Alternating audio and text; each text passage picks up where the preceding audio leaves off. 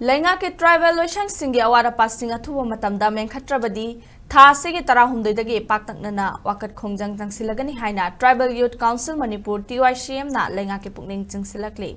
Ngasi Manipur Press Club ke thangjing hall da pangthokpa pawgi mifamda council asigi General Secretary Robert Golmain haikibada state asigi tribal singi loishang maruina Directorate of Tribal Affairs and Hills Tribal Research Institute amadi Manipur State Commission for Scheduled Tribe ke awat fam sing menkhat-pinaba Leingak ta taksinun lakli hangduna lairiba fam amadi awada passing menkhat-pinaba haiduna council gi maikedagi haukiba tha October 8 amadi November 3 ta Charter of Demand tara yauba ultimatum ama Chief Minister da pisinki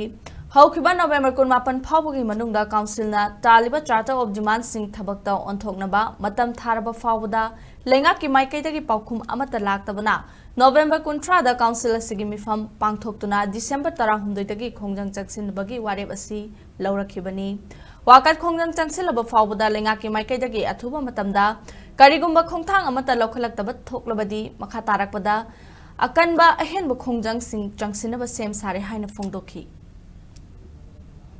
Tribal Youth Council Manipur sina ngasi ekhoina kanna paliba sarkar da yaning nebsidi atopa department de communal class hek hobadagi ethnic class hobadagi recruitment se adum chathe adubo ekhoi gi charter of demand se ekhoi honorable CM da tobse ekhoi gi karim ta tabidre paliba sarkar BJP gi sarkar sina di sing amadi tam amase amatani haina equal development chap manana chapkhatmina si haina mukhoi slogan de moi gi yamna laulai adubo Tauriba Tawong City, a quiz, we are Yaningre, a quiz, TD Department, Kiam Lebra, a quiz, assist Charter of Demand, the Lord Magyao from me, Tribal Research Institute, say, Hausipa Hang to Hungry, Aduna, a quiz, ultimatum say November 29, how PB from me. Executive Matungina, quiz December 13,